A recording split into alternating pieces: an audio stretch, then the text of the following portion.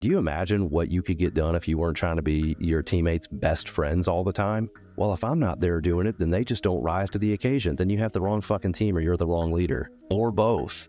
I'm really great at innovation and coming up with ideas and cool shit that we need to do, and sometimes shit that we don't need to do. But I needed somebody to be that integrator and help make that stuff happen versus continue to pour more work on everybody else and pull them away from what the core is of, their potential job duty. Worked his ass off, lost a bunch of weight, was crushing it, goes to tryouts, gets on the team, but ends up getting second position. What's up, everybody? Welcome to Life by the Horns. This is a no-nonsense podcast that definitely lives up to its tagline, all bull, no bullshit. Here you can expect one of three types of shows. Number one, we're going to bring you raw and unfiltered conversations with leaders who are crushing it at life and business. Number two, we might tackle some of your burning questions in our Q&A sessions. This is because sometimes you just need real answers to real problems you're dealing with. And number three, we're going to pull back the curtain on Best Life Group, giving you an inside look at how we think and how we operate. All in all, though, no sugarcoating, just real talk about business, health, fitness, family, and grabbing life by the horns. My name is Jarvis Gatlin. I'm the digital marketing manager here at Best Life Group with your host or co-host, Dustin Lunde. What's up, Dustin? How you doing, man? Yo, what's up, man? I'm good. How are you today? I can't complain, man. I've been working out, a little sore. I bet you are too. Yeah, for sure. So today, we've got an interesting topic. I think I want to see if I can get some rants out of you today, because we've been talking about this a little bit around the office. You've worked with hundreds of business owners at this point. I want to ask you, what do you think is the most common disconnect between what they want and what they're willing to do? I don't think it's one thing. I think it's fear. Mm-hmm.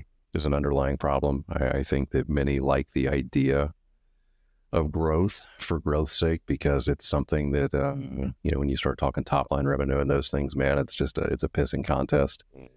People love to say my business is this big. Well, the reality is that doesn't really matter that much, but fear is a big thing. And fear because they've never done it at the other level. And most of them are already having a hard time right now.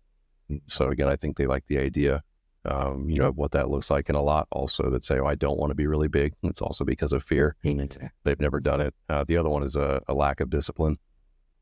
They're not really willing to do what it takes to get to the next level. They like the idea of it. And I think the third one that's kind of in alignment with the lack of discipline is a lack of introspection. They don't get out of their own damn way. Like they don't have these, deep personal thoughts and conversations with themselves or have a good mentor or someone in their corner that's like, hey, like you're really great at this. You're not great at these things. And in order to get to that next level, you have to do all of the things. So yeah, I think those are the big three gaps: fear, lack of discipline, and lack of introspection.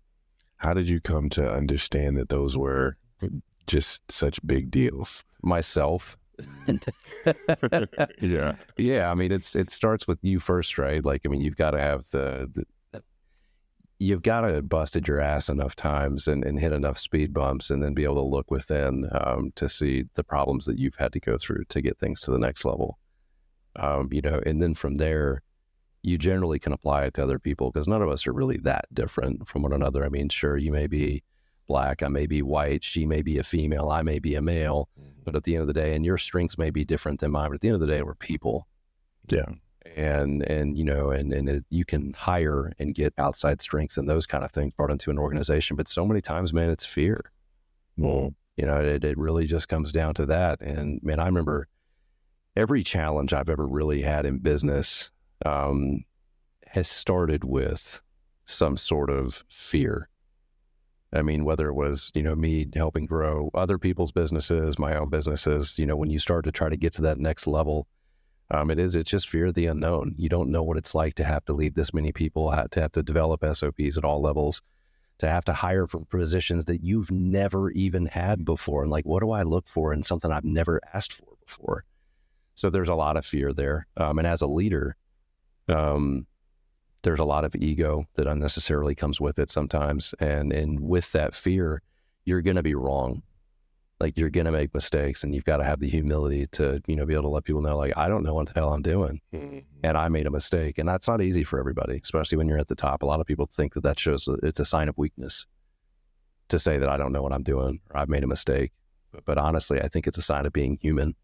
Yeah. And humanizing yourself in front of others. A lot of people are way more willing to follow somebody who admits fault. Now, if you're wrong all the time, that's a different story. Then it's like, wait a minute, should you be the leader? But I think fear was one of the biggest things. Generally speaking, like when we've worked with others or when we've tried to take it to another level, that's the first thing we've ever, always identified. And then beyond that, I've worked with some really great individuals who know what they're not good at, but then just have a really hard time finding it. So it's like, okay, they have the ability to look within. But again, then it reverts back to that fear of the unknown. Like, I don't know how to find this thing or how to do this thing.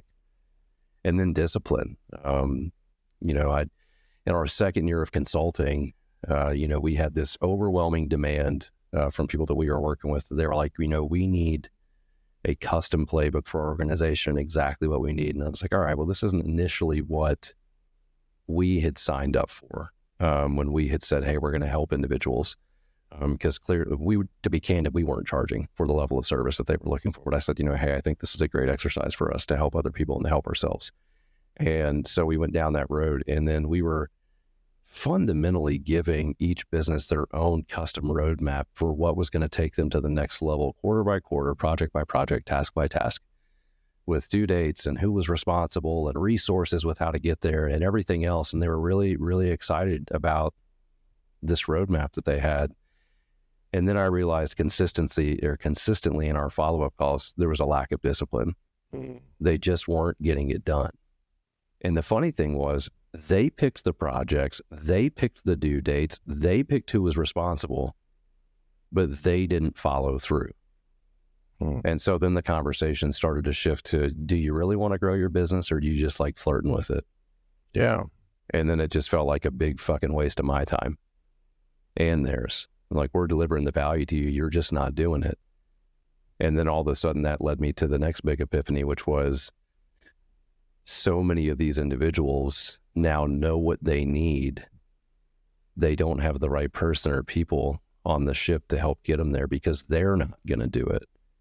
Like, they're a good strategizer or they're good at doing their trade, but they're not a good person at putting all of this stuff into practice and then following through, or they're not good at drawing the line and holding themselves and people around them accountable. So I think there's just a lot of different levels, but a lot of it just comes down to those three things that I mentioned. Yeah. So tell me about, so to take a step back, I want to focus in on fear a little bit, because that's a huge one that I think people just overlook, or sometimes it's like, it's almost like this fear and ego mix, right? It's like they're terrified, but they don't admit to themselves that they're afraid. So they kind of start blaming everybody else and everything else for the problem. But with fear, talk to me a little bit about like a scenario where you felt like an overwhelming amount of fear and you were able to identify it, and like, how did you navigate that, and what, like, I'd love a story. Yeah, man. So I think everyone, we all maybe deal with it a little bit differently, but for me, it always manifests itself the same way. All of a sudden I can't sleep anymore. And I can get to sleep, but it's the second I wake up at 2 a.m. to go take a piss or whatever, you roll over funny or whatever, and you're like, and then I'm done. I'm asleep at that point. And then all of a sudden, a lot of people talk about, oh, it's anxiety that sets in and all this kind of stuff. Well, that anxiety is coming from fear. It's coming from having so many things that you have to do and you don't even know where to begin. That's where anxiety comes from. And for most, what they do is they freeze. And for me, what I've noticed that always has worked well is in that moment, focus on what I have in my control. And so, I remember, man, years ago, and I've got a lot of these stories, but years ago, I asked for the opportunity to run a market in a company that I was overseeing in New York. And man, I had no business being in New York, man. I'd never been up there. I didn't like the weather. Like there was no reason for me to be up there, but it was the most challenging market that we were in. So I was like, hell yeah, let me take it on, because I was running the best markets that we had. Mhm. And so, I took it on, and it was hell for 6 months. Like, I mean, it was absolute hell. The entire installation base had to get turned over for the most part. The teams in the workrooms had to get turned over. It was just really poor implementation, poor leadership, poor everything. And as we were turning all this over, we were opening our 26th workroom or location of the company. And it was the first one that we were opening without the senior leadership, which was basically C-level executives and ownership being at the initial meetings, and which for me was exciting and terrifying all at the same time. Mm-hmm. They were like, hey, not only is this one of the most volatile markets that we're in, you're going to lead the way. And the market staff up there hated us. And now I've got to go sit here and do the whole dog and pony show, and Brown knows these people, and make really big promises. I was like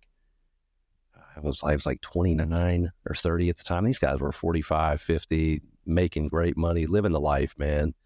And working inside of a Fortune 50 company that could just literally pummel us if they wanted to.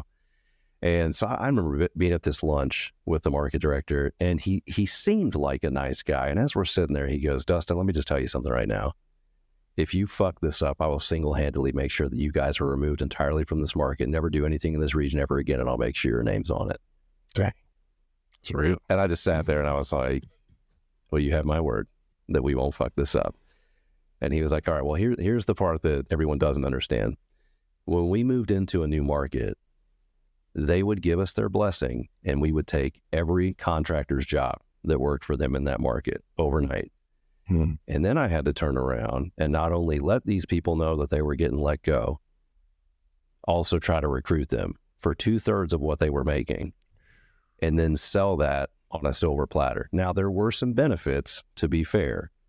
We did a lot of things they didn't want to do. We made sure they got paid on time every time. But 2/3 of their money was what they were getting out of that, or 2/3 of the pie was what they ended up getting. So that was challenging, man, to sit down with people who were older than me.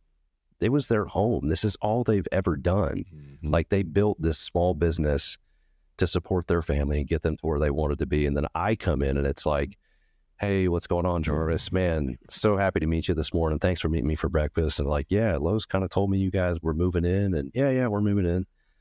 So, hey, here's kind of what this looks like. So we're opening up a warehouse. We're going to be down the road. We're going to have all the materials and stuff for you guys. We would love for you to come work for us. And yeah, we heard our contracts getting taken away. Well, all right, great. Well, here's what this is going to look like. You can get paid every Friday, this, that, and the other. Like, this is great. And then they'd be like, well, so what's our pay going to look like? Oh, yeah, about that. So here, and then they would just go, I mean, you can get fucked. I'm not working for that. I worked for that 15 years ago. And then all of a sudden it was either, well, you can do this and focus on what you're the best at and really provide, pump out volume and make decent money, or you won't get fed.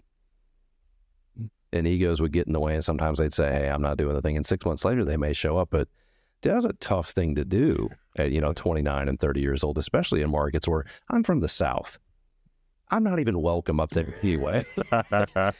And then, and then you sit here and you build these teams, but dude, it happened in that business. I mean, I remember there would be times I would literally wake up and there would be an email chain from the CEO at the time, and again, Fortune 50 company, about a mistake that happened and something that was just asinine that a member of our team would do. And the response was, fix it now.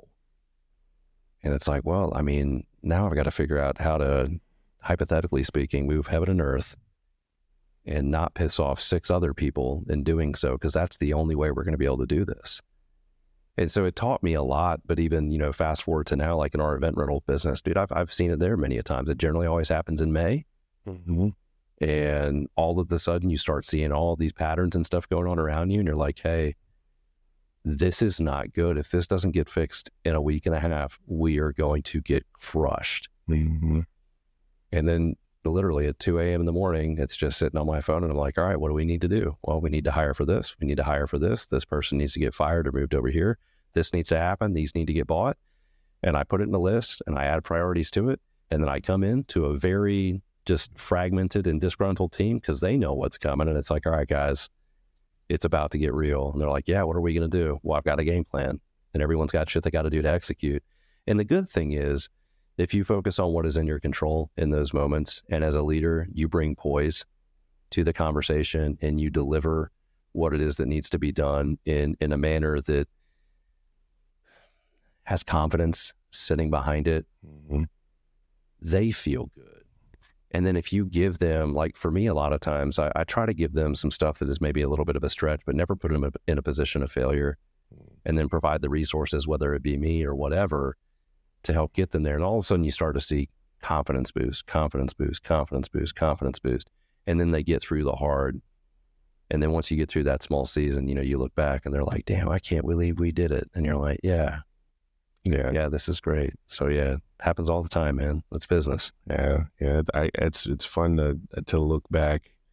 I think when you make it a habit of kind of facing those fears or, dealing with those things, it kind of creates, it's almost like building a muscle because over time you kind of look back and you've built this habit of attacking things that might seem bigger than they actually are.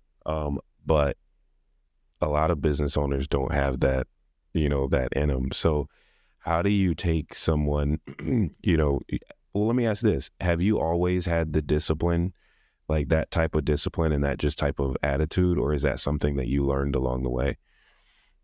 Yeah, man. You've heard me say this before in a lot of different capacities. We're all a product of our past and our past experiences. And, I heard on a podcast I was listening to the other day, it was about, and I don't want to get sidetracked, but it was about a football player and worked his ass off, lost a bunch of weight, was crushing it, goes to tryouts, gets on the team, but ends up getting second position or second string underneath a guy that donates a ton of money to the school for his kid and all this. So the mom had reached out and was pissed off about the whole scenario. And the response from the gentleman on the podcast was, well, life's not fair. And that's always going to happen everywhere. And unless you're unfucking deniable, the other guy's probably just better than you. And you're not recognizing it. But if you're that good, you would have been on first string in the first place. And her thing was, well, at this point, my son just wants to quit all sports. And he was like, you let him know right now, if he quits at this, the first time he runs into something hard, he's going to be a loser the rest of his fucking life. And for me, where that resonates is like my father would have been 90 this year. I'm 37. Do the math. Okay. Passed away 10 years ago, 12 years ago. And he taught me so many things. He was born literally in the middle of the Great Depression. Right. His father was the principal of his high school. He was in the military. He did a lot of really cool things throughout his life. But there was just a different level of respect and show up and get shit done that I learned. It was just kind of innate in us, like as kids. Like we knew if we wanted to do something, we had to earn it. And that's not necessarily a good thing either, but it did, as far as business and life is concerned, it taught me a lot of things. The other thing, though, that I think somebody like myself and others may resonate with is if I fail, it better be something that is temporary and not permanent, because I don't have shit to fall back on. My dad didn't leave me a bunch of money. We didn't have enough money to pay for his cremation and funeral. And the funeral was paid for by the military, to be fair, because he was in the military. That's what we were left with. My mom isn't a part of my life, and I'm glad she's not. It wouldn't be doing me any favors either. So for me and my family, it's like, all right, well, if this doesn't work, then what? Well, we can start over. And yeah, sometimes in a business or in whatever, a relationship or whatever it may be, you may have to weigh the pros and cons, say, hey, it's better to move and pivot and do something new because this isn't working out. But for me, no, man, it's always been, we will find a way, we will get this shit done come hell or high water, but not where we leave integrity or something on the line and say, okay, no matter what. No, we're not throwing Hail Marys and doing crazy shit. It's well thought out and planned. And that doesn't mean I haven't had setbacks and failures and those kinds of things. But like, I've never walked into something and been like, well, if this doesn't work, oh, well, no. And so many people do. So many do. But that can't, and it's never been a thing in anything, man, that I've done. Like, I've always been like, not only I'm going to do it, I'm going to do it better than most. I may not be the best, but I'm going to do it better than most. And if for some reason I fail, it's not going to be for a lack of trying. No one's going to say you didn't try hard enough, ever. And I don't think most people have that in them. I really don't. I think a lot of people are fucking comfortable. They like the idea of growth. They like the idea of more and new and all this fucking shit, but they don't fucking try hard enough. They say a lot of words and they get people hyped up in their little social media groups and these kind of things. And they do all the stuff that superficially makes them look like they're doing something, but they don't actually put the work in. I mean, I worked with some of the best people on the outside inside of an industry a couple of years ago that everybody admired and everybody looked up to. And almost every single one of them was looking for the silver bullet. They weren't looking to work harder to grow their business. They were looking for some secret sauce. And there isn't one. The real secret is the work that you have to put in. And so for me, that was one of the biggest frustrations. Like, you hire a consultant or a coach to help transform things, to help get you to the next level, and they lift you up, but you still have to do the work.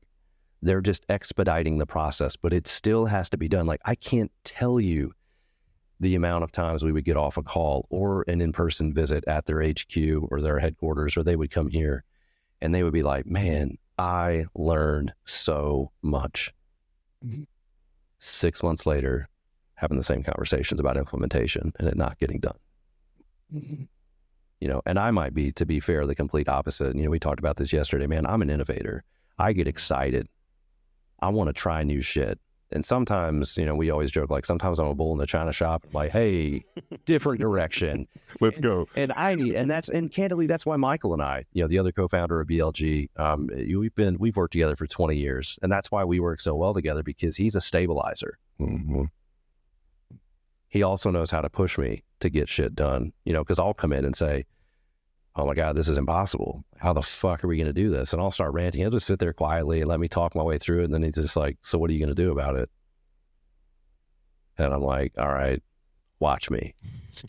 and we get it done. But yeah, I just, you know, and I'm not trying to talk down to anybody. I just think the ones that are out there really doing a damn thing, like, they put the effort in. Yeah. And they don't bullshit about the effort. Like, that was the other thing I've noticed with working with a lot of people is, man, I work so much. It's like, let me see your calendar. Why? Or they don't have one, which is just inefficient as hell. But it's like, let me see your calendar. Well, I don't really use one. All right, what time do you get into the office? About 9:30 after I drop the kids off. Okay. And then what do? I say hey to the team, and I start helping them with this and then doing that. And then I, you know, sometimes I go and I'll take them out to lunch, and then, you know, we normally get stuff done around 2, and then I head home and pick up the kids. I'm like, so you worked a 4-hour day tops. Well, I work 6 days a week. I'm always on call. I'm like, this is inefficient as hell. Like, do you imagine what you could get done if you weren't trying to be your teammates' best friends all the time? Well, if I'm not there doing it, then they just don't rise to the occasion. Then you have the wrong fucking team, or you're the wrong leader, or both. We talked about this yesterday with Miles, like, set the standard. And then if you set the standard and you say, this is what you have to do, but they continue to do this, which, if you can't see the video, the line or the bar has just dropped, and that's where there's a consequence, then the real consequence is way down here. It's not where you said the standard actually exists. And then they're the ones that are actually leading, not you. Yeah, that was an eye-opener, man. That was an eye-opener yesterday. I mean, I think it's interesting because you see this whole thing not only play out in business, but you see it in all, like, areas of life, you know, whether it's fitness or, you know, one of the big things when you have kids, and all they see is, you know, they see their favorite sports figures and how they're, you know, the big soccer players, the Messis or the Michael Jordans, the Kobes, you know, all these things. And they're just like, man, I want to be in the NBA, or I want to be, you know, I want to play on that stage. And it's like, everyone loves the idea.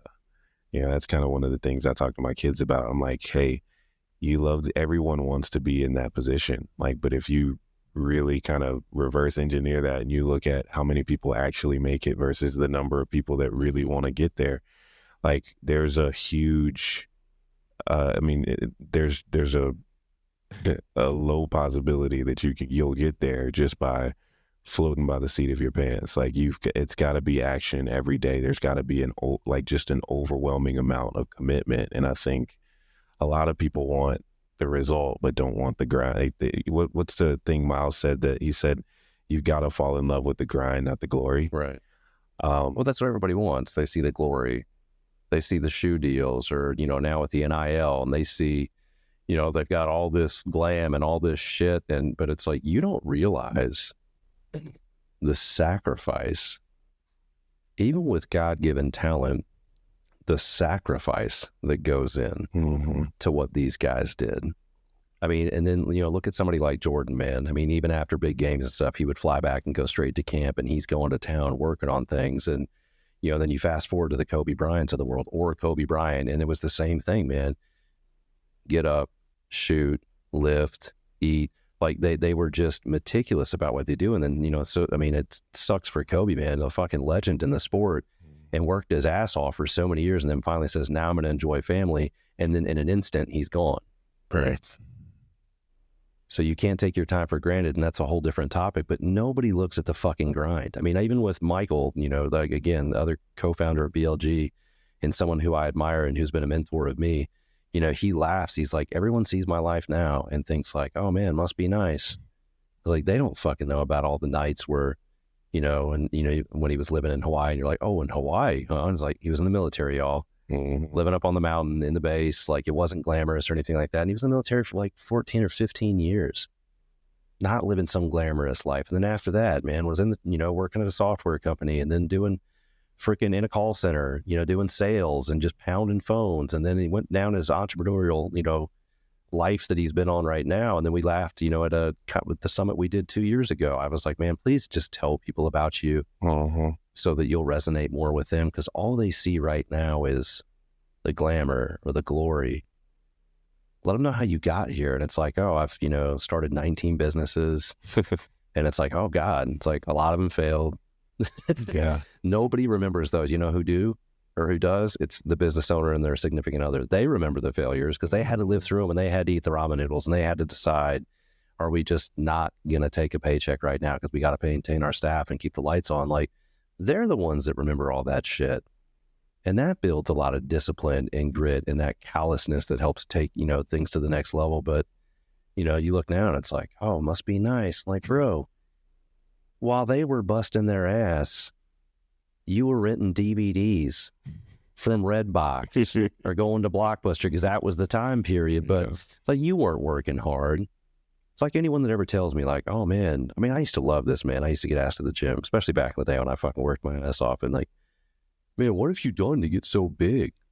I used to wear a shirt that said, I eat, I train, I sleep, I grow. That's the formula, bro. Oh, and then add 10 years to it.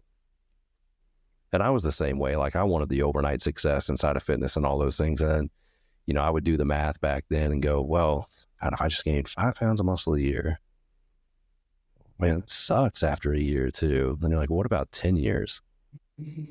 What does that look like after 10 years? Well, 50 pounds of muscle is not, that ain't no joke, bro. And, but that's what it takes, whether it be in the gym or in business, man. There's not a lot of sustainable shortcuts that are out there. And if there are, they end up catching up to you. And I just think that that's what so many people miss. It's like, so many people have a hard time, and this is everybody, not even business owners, like really looking towards the future. They're just looking towards tomorrow or the next paycheck or the next weekend so they can party because they worked hard, and then they're going to go and play hard. It's like, no, you don't have nothing to celebrate. You didn't fucking do anything. And I think that's just the big divide, man. It's just discipline. You know, I laughed. I sat in a fucking interview 2 days ago. And guy had an interesting background, did a lot of different things, was really transparent about his story and decisions that he'd made that were funny, just dumb stuff you do at 18. And yeah, you think you know the world and you pack up a little U-Haul and go to Florida and you think with $1,000 you got to figure it out. Like life doesn't work that way, unfortunately. If it did. But hey, at 18, man, we think we know. But he was going through all the stuff Steve did, and just a hodgepodge of different jobs. But really great communicator, man.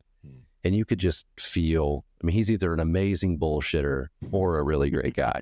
And I haven't told him that, but he was like, the one thing that you get with me is you don't get the problems you get with everybody else.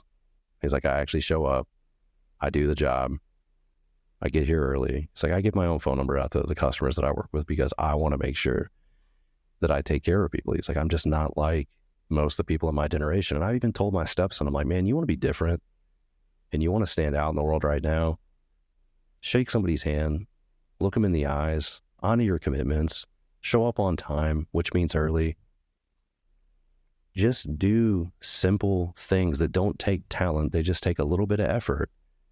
And all of a sudden you'll be the breath of fresh air and really get elevated, in your career and in your life. And it's like, man, it's that easy. Well, unfortunately, or fortunately, right now it is. That's crazy to me. And it's like, you don't realize how, if that's how you were raised and those things are the norm for you, people literally wow at that stuff now. And it's like, okay, I'm not like this amazing person. I was just on time and polite.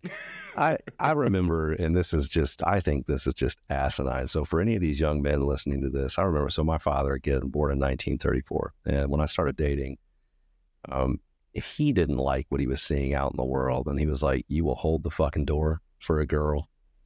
You will open her car door. You will do X. You will do Y. You are not going to do this texting bullshit all the time. You'll pick up the phone and you will call her. If you get to their house, you will go to the door and ring the doorbell and say, hey, to her father. You are not going to just say, hey, I'm here. And when I was, I'm like, this is the dumbest shit I ever heard, Dad. Well, I mean, fast forward to, my wife and I, when we first met, we met online, we exchanged some, and immediately I was like, hey, after we'd had a short conversation, I was like, hey, do you mind if I have your phone number? And she's like, sure, why? I was like, because I want to call you. And so she gives me her phone number, I call her right away. And she's just like, hey. And we talked for like 3 hours. Yeah. And for her, she was like, oh, this is just so refreshing. Like, guys don't like talking on the phone. And I'm like, and I'm just saying, like, why? and well, it's because they're superficial. They don't actually have anything to bring to the table. I mean, there's so many reasons, but man, it made it so much easier for me to be better than all the other prospects by just being a gentleman. Yeah. And then, for everybody else, as I just said, for my stepson and whatnot, show up on time, do the right thing, honor your commitments. I mean, just be a good fucking human and you can do so much more in life. And I know I'm going all over the place. You said you wanted a rant, but, full circle in business right here, man. Be disciplined, be introspective, and use that fear as fuel, man. Mm-hmm. Like when I start to get that fear and anxiety, I know something good's coming. I just got to harness it. Yeah. Yeah. That's kind of my next question really for you is, you've kind of had this instilled in you at a young age. But a lot of business owners don't even recognize this in themselves. So what's the first step? Like, how can business owners kind of start bridging the gap between what I want and what I'm doing? I think you got to figure out first why you want what you want. And do you really want it? I mean, a lot of us want things because other people want them, or we think it's going to make other people happy, or if we get said accomplishment, it's going to give us some sense of satisfaction. And generally that's not the case. I mean, Jake, who was on here months ago, it shared with me, and it's funny, if you go back to that podcast and watch the video, you see a lot of aha moments on me. Mm-hmm. And he's like, oftentimes the happiness you seek, that you think is at the top of that ladder is actually at the base where you started. It's within, it's not up there. And then he took it a step further and he's like, and a lot of times where you lean that ladder, you've leaned it on the wrong wall. And I'm like, oh shit. And as I did a lot of thinking after that, I was like, man, then the happiness that I'm seeking, Is a bigger house, a boat. Is this really gonna make me fucking happy? No, for a minute. But what chasm or gap am I trying to fill? And then he shared other things that made me like, oh shit, what do you do as a hobby or for fun? And I challenge everyone listening to this. What do you do for a hobby or for fun? And if you say go to the gym, which was my response, you should do that shit anyway. It's good for you. Just like you should take a shower. It's good for you. But what do you do for fun? What helps you decompress? And you can't say drink. That's not good for you. Or go smoke with my boys. Like, what do you do for fun that actually adds value to you in your life and makes you better? And I was like, well, shit. All right, I struggle with that one. But I think the real thing for someone to do, for me, if I have good people around me and they're asking the right questions, I can do a pretty good job of identifying the weaknesses or opportunities I have and what I need to do to fix them. I mean, this just happened last Monday as we shot this thing, or I shot my rant and then it never got aired for lots of reasons. But not everyone's like that, and that's okay. So I think the next best thing to do is go, okay, like I've tried the things, I've read the books, I've done the stuff. Like you need to find a transformational coach. Not the coaches that give you the rah-rah shit and you put a bunch of Band-Aids on bullet wounds or build more armor and all that kind of stuff. That's not going to help you. You don't need more tools. You need to figure out like what motivates, what am I running from? What are the fears? What are the traumas? What are the things in my life that make me act the way that I do? Now, there's a lot of shit that I went through in my life that most would say have made me better because they've inspired or made me aspire to not be that, or they've been a motivator intrinsically, but it's not necessarily good. Mm-hmm. And so I think one of the biggest and best things that somebody could do is find, somebody like Jake Kaufman and get a transformational coach. You've got to deconstruct, figure out the traumas, deconstruct, and then all of a sudden start building and loving yourself, and then actually have true goals that are in alignment with your soul, not your ego. You're never going to have a sense of fulfillment when you're trying to continue to fill and please your ego, ever.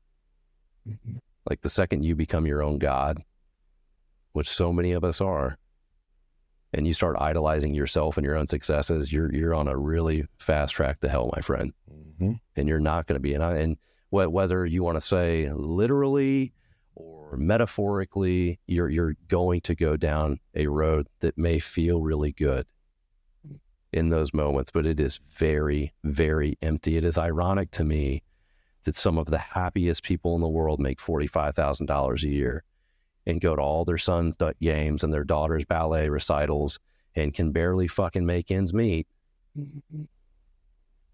And then you talk to people that are fucking billionaires and hate their life, or they get some sort of gratification or good feeling by doing crazy shit that we see in the news. Mm-hmm. Because they got to continue to take it to the next level, and it gets very, very dangerous. I mean, my wife and I even joked that although we are so fortunate for the things that we have now, man, some of our most fond memories are when we were scraping shit together to just keep the lights on and then figure out, like, I mean, what can we afford to buy? I remember walking through the grocery store with a running calculator, and everything that went in the cart I added because I didn't want to be embarrassed when we got to the line. And I said, I can't afford that.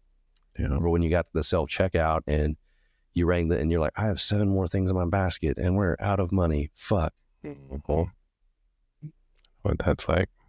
But I was still happy. And there's just so many people that are chasing the wrong thing. And I think back to, what I said, fine, if you can't figure out what the right things are and the right goals to pursue, I think you need to find someone to help you figure those things out. And all of a sudden your life may look a whole lot different. Sweet, man. Yeah. So man, I think I did a great job in getting the rant that I wanted. because yeah, I think you touched on a lot of things that if we just kind of had it structured, that you wouldn't have hit. And I think it's really going to be beneficial to business owners that are that are struggling with this, because a lot of people deal with fear. They just don't know how to handle it. They don't even know how to recognize it. A lot of people also, like we said, have that discipline problem.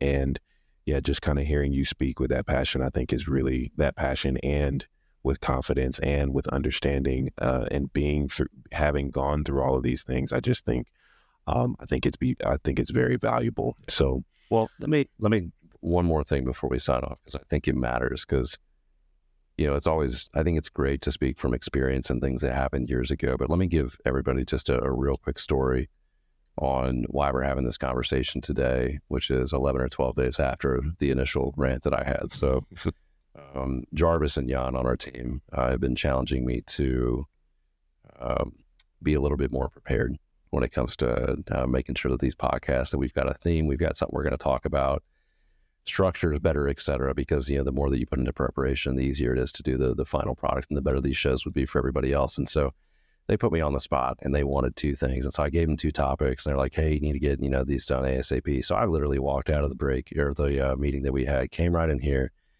and just went to town in a rant about why business owners aren't taking it to the next level. And I'm like 2/3 of the way in, and I start to give advice on what they need to do. And I literally sat here for I don't even know how many seconds in just complete silence. And I was like, you fuck. These were internal thoughts, not on the mic, but I was just like, you fuck. You're not even taking your own medicine. mm-hmm. Like, everything that you need to do in the business is right now to take it to the next level. And then so you can be more focused and be a better father and a better husband and have more harmony in your life, literally is right in front of you, and you're not taking action. And I was like, all right, well, this is never going to air until this has been solved. Yeah. And I walked out of here, and we were in the middle of hiring a video editor and a content creator. And I'm like, we're not doing this. And here's what we're going to do. I'm like, the biggest thing, and if you guys know John Maxwell, 21 irrefutable laws of leadership or whatever, one of the laws is the law of the lid. And some of the biggest opportunity that we have in our business right now is me and my leadership, and where I can spend my time to help the team most, or the teams the most, versus what I was doing. And so as I was giving advice during that rant, I was like, I need to do exactly what I was just saying. I need to audit my own day and my own time. And I did, and it pissed me off because I was doing a ton of shit that so many other people could do. And it wasn't that I needed to add more work to everybody on the team. It was that I was missing something. Into our conversation yesterday, I'm really great at innovation and coming up with ideas and cool shit that we need to do, and sometimes shit that we don't need to do. But I needed somebody to be that integrator and help make that stuff happen, versus continue to pour more work on everybody else and pull them away from what the core is of, their potential job duty. Because it was making them some of our team members suffer at what the core of, why they are here is. And I'm like, well, that's not good. And so I was like, okay, well, what do I need? Well, I need someone who's extremely organized, very detailed. I'm organized and detailed. But when I'm organized, detailed, strategic, and the ideas person, that is a disaster. because they're just two polar opposite sides of your brain. And when both of them are going, it's exhausting. And so it's not something that is sustainable, number one, for myself. And two, if I take over and start doing everything, it's also a scary thing. I've been there. Yeah. And so I'm like, well, this isn't good. And I'm like, well, where can I add the most value to the team? I need to spend more time with the team so that they truly understand how I see things, because this is my baby. And when it has been the best is when I have been the most involved with the team when it comes to training and continued coaching, not doing the work, making sure that they understood how I saw the work should be done to provide the best fruits for our clients and then us as well. And so I just identified, I'm like, these are the things that I continue to work on, and all these things are very important, but somebody else could do this. And then I was just like, well, shit, I need to get an executive assistant. And the crazy thing about that, which I think most business owners that are like me don't understand, when you're someone that you go, well, I've got nothing to fall back on, come hell or high water, I'm going to get this done. You put so much pressure on yourself. And then just the idea, although we have teams, just the idea of somebody helping me directly seemed weak. It seemed weak. It seemed like I wasn't organized enough. I wasn't time blocking good enough. I time block better than anybody I know, other than the random times I'll come in and have a conversation with you guys or down the hall. I time block better than anybody I know, at least personally. I'm very particular about where I spend my time. But in doing so, I realized that a lot of other things were pouring over and still needed to be worked on. And so I was like, all right, if I'm going to continue to do this and make sure that I'm taking care of myself and ultimately taking care of the team, where is there the biggest opportunity? And so when I started identifying those things, I was like, all right, well, maybe we should shift the resources from this video editor and content creator to helping me get an executive assistant. And then if I get an executive assistant, where can I spend my time? Because that's the other thing. If you're just getting an assistant because you just think you need one, no, where are you going to spend that extra time? And if the idea is growth of the business, how do you grow the business? If the idea is more time with your family, that's fine too. But you have to know where that time's going to go and what is that trade-off. And for me, it was more time with team, to spend more time with them, empowering them with the tools that they need to make decisions and to build more confidence in what they do, and ultimately create a better product for those that we serve. That was the first thing that was the most important for me. And then it was strategy. Because I have great ideas. Maybe I'm a little biased, but great ideas. But then when all of a sudden you have great ideas and you're dying from death by 1,000 tiny cuts and doing all these other monotonous bullshit things, the ideas don't come to fruition.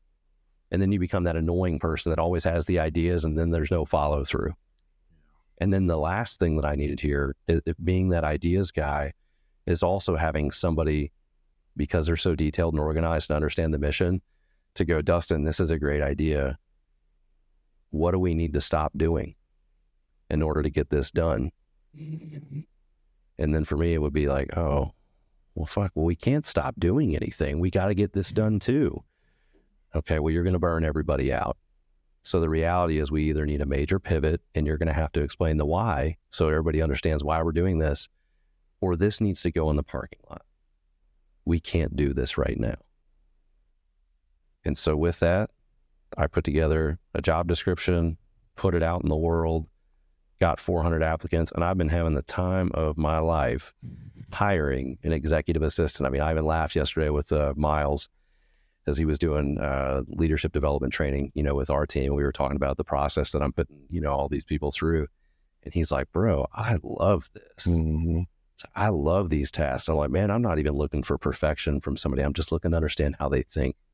I'm looking to see how they communicate with me. I'm looking to see if they push back. Again, I can teach them how to do so many things. Now, granted, they need to bring some skill to the table for sure, but I want to understand how they are as a person and how we interact. And tomorrow, by the end of the day, that decision's going to be made. And then, come Monday, man, it's fucking go time.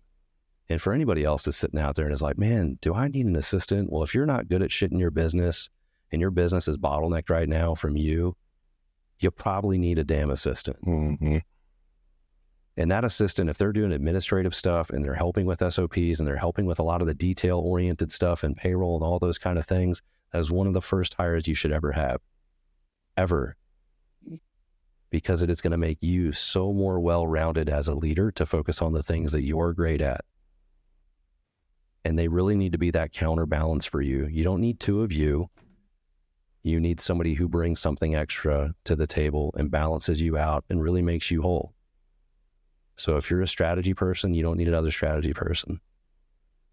You need somebody who is detail-oriented and who gets shit done. If you're really detail-oriented and you really get shit done, but you're always just down and in the weeds, maybe you need a strategy person, and you can hire a consultant for that. I don't think an executive assistant's what you need there, but I don't know, man. That's my rant. But yeah, I noticed a weakness. I did exactly what I would tell somebody else to do, and now I want to be my own case study. That's what's up, man. And I know it feels better too. And I love that.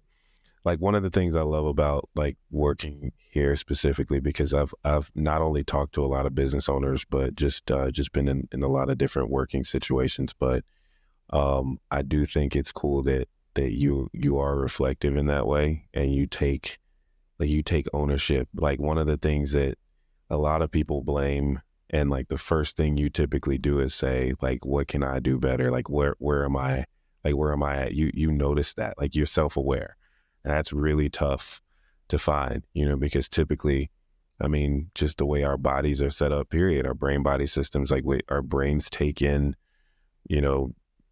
information from our senses, and typically it's processing that, and we just kind of experience what it's gathering from the outside. So it really takes practice to be self-aware.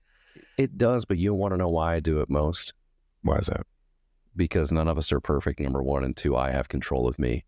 Yeah. So if the team tells me, like in the email I sent last night, how can I help at the end of that rant? Mm-hmm. I have control of me. So if you tell me this is what I need from you, we can figure that out. And if that's what you need to be better, I got you. Right. But if I just sit here and say, you suck, one, no one is going to work here. Right. Okay. Two, but it is a practice that everybody should do, because it is the one thing that you can control and the one thing that you can count on in life.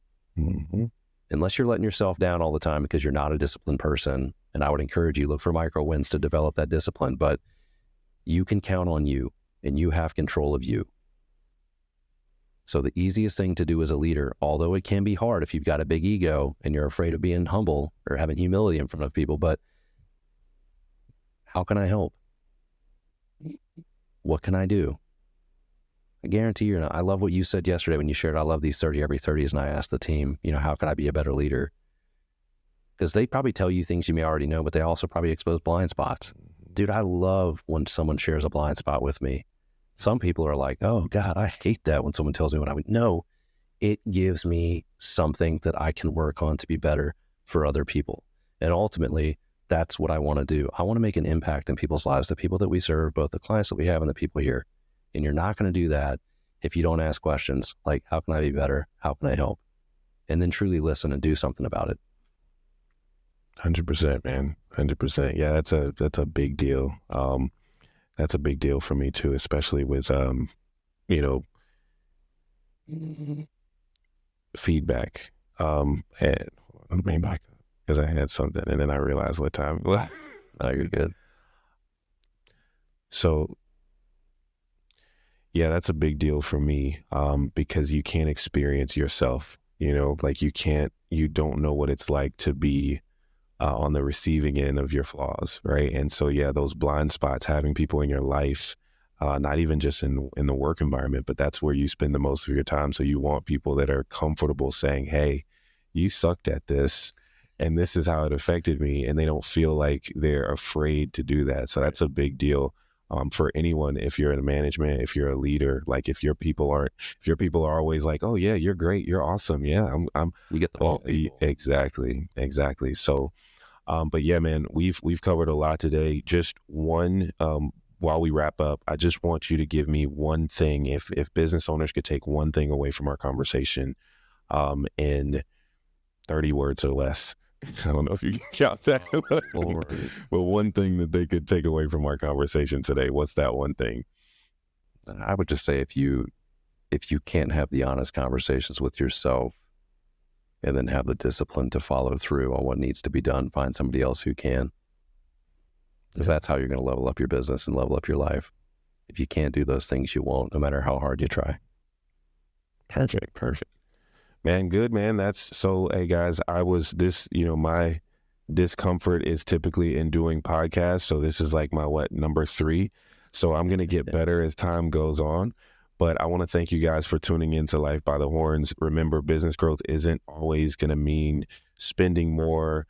Sometimes it's just about seeing the opportunities right in front of you. So until next time, keep growing smarter and harder and grab life by the horns. We'll see you guys later. See you guys.